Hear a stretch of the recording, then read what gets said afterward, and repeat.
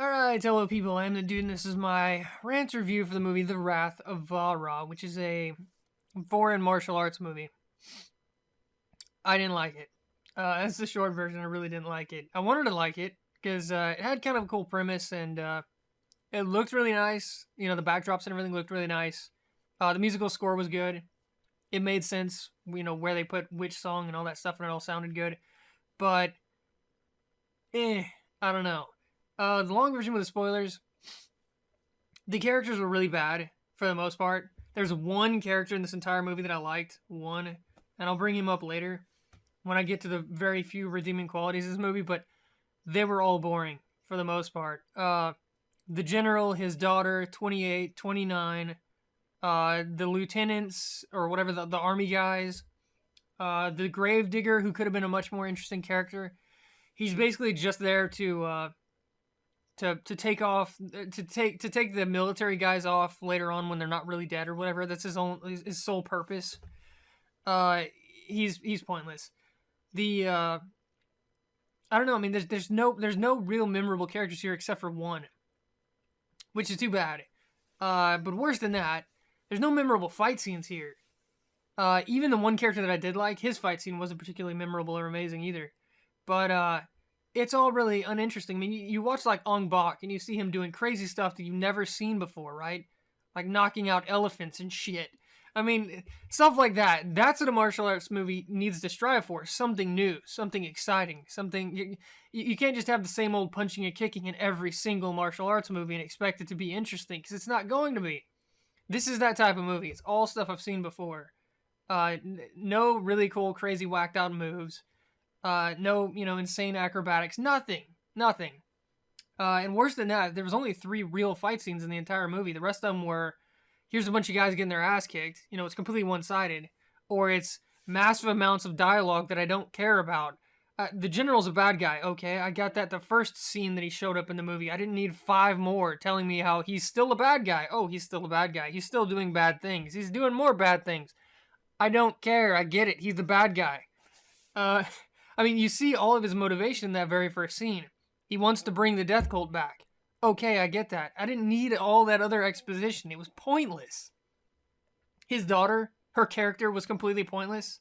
The only thing she does in the entire movie is she, like, takes a picture once, and it kind of, I think, distracts one of the fighters or something, but that's her entire contribution to the entire movie. All of it. And she's in probably, I don't know, 5 to 10 scenes for no reason. The military guys... They're completely useless. They're supposed to be like sympathetic characters that you're supposed to root for. But he's already there rescuing the fucking children, right? That's all the incentive he needs. That's all the incentive we need to root for him. He's there to save the children so they don't, get trained to be evil killing machine people that murder each other or whatever.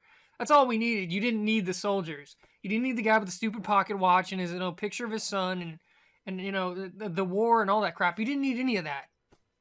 It added nothing to the movie, just a bunch of useless dialogue. The main character was boring as hell. You get some of his backstory at the very beginning of the movie where he was a part of this death cult assassin thing, whatever, and then he left and become a Shaolin monk, and now he's all meditating and trying to find inner peace and all this shit. And the death cult shows up, steals all the local children to turn them into assassins, and he's like, oh, I gotta go save them. And that's all you needed. That could have been done in, like, I don't know, 5 minutes. I mean, seriously, you could have told us all that in 5 minutes, and then got right into the fighting. That's another thing. It takes forever to get into to get to the first real fight.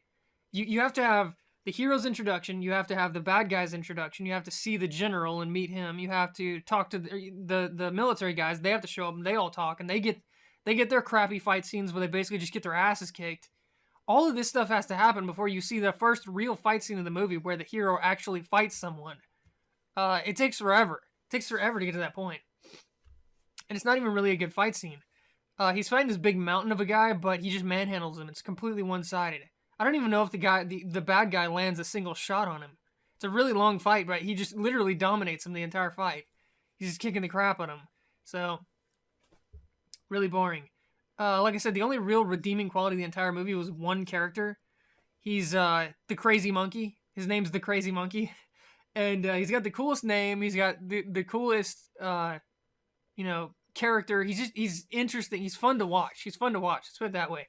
when the hero 29 finally meets the crazy monkey, he's pissed off at him because he killed some of his friends or something.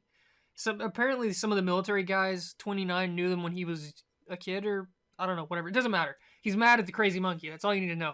So he shows up and he meets the crazy monkey. And the crazy monkey is fucking crazy. He's really, really cool. He moves around like this all the time, and like he's like waving his hands, and he's got like claws and shit. And he ducks in and out of darkness. And they call him like two different names. They call him the crazy monkey, and they call him the something zombie. Something, because he looks like a zombie. He does. And he's got like really nasty teeth, and his hair's all crazy, and his character's just really cool. The way he moves and the way he sounds, and his dialogue's really cool. You can tell there's something off about him. He speaks in like incomplete sentences and shit. But he's just a really cool character. The problem is when his fight finally comes around, it's all stuff I've seen before again. I mean, yeah, he's somewhat acrobatic, but none of it was, ooh, ah, wow, that's amazing. None of it was. They jump around a lot, and the monkey tries to get away from him, and he just kind of chases him down and beats the crap out of him and ends up drowning him, sadly.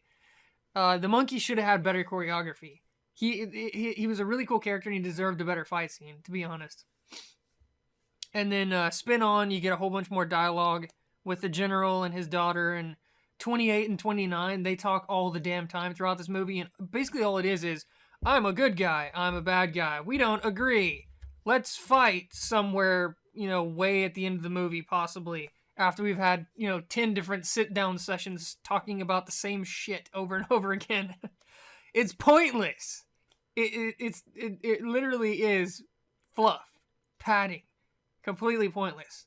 We already knew at the beginning of the movie that the good guy believes in, the Shaolin way, and he wants to save the children, and he wants to stop the death cult or whatever. And we already knew that the bad guy wants to be the successor in the death cult, and he wants to spread the cult religion or whatever.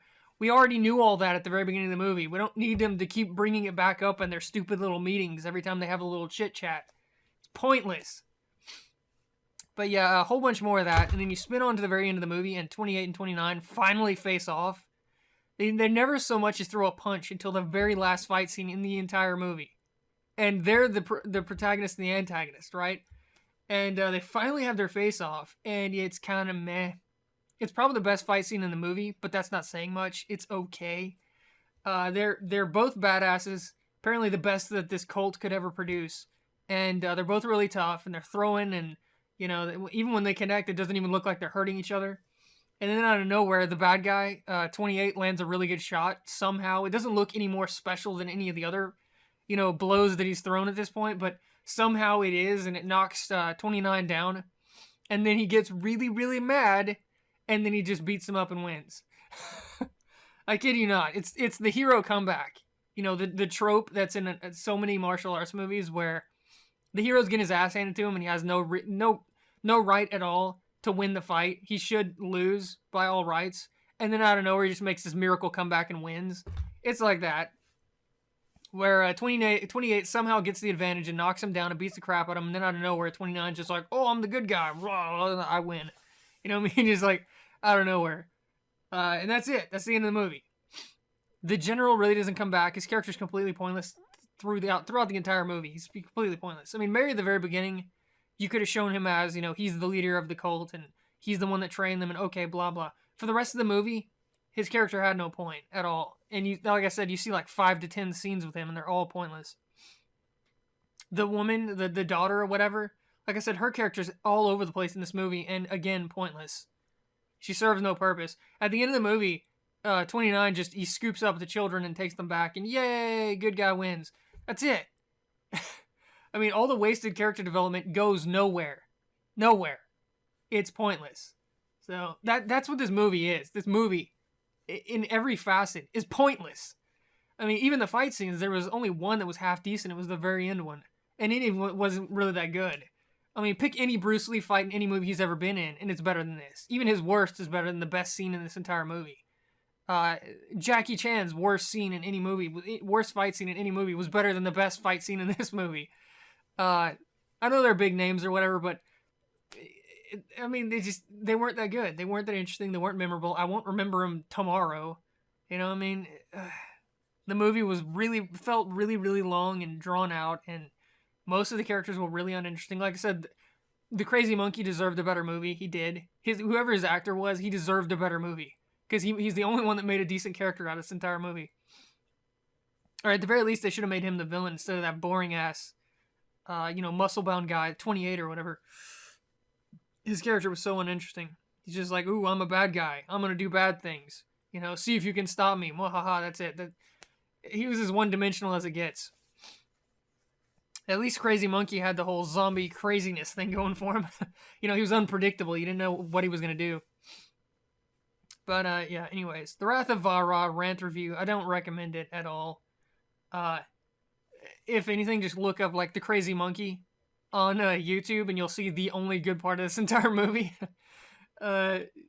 Seriously, I'm not exaggerating. That's literally the only good part in this entire movie. So, and if you want to see a good martial arts movie, watch any Bruce Lee movie, watch any Donnie Chen movie, watch any Jackie Chan movie. The Ong Box were great. All the movies where you have a memorable hero and really good choreography. That's all you need for a good martial arts movie. You need a really charismatic hero, which Jackie Chan is, Donnie is, Bruce Lee is. They're all really charismatic in their own right, and you need a really good choreographer who can do something new and interesting with the fight scenes instead of the same old punching and kicking. If you can get those two things, you will have a good martial arts movie. It doesn't matter how low budget it is. Those are the only two things you need. And apparently they didn't have it here. So they didn't have either one. So I don't know what else to say. I'll see you guys next time.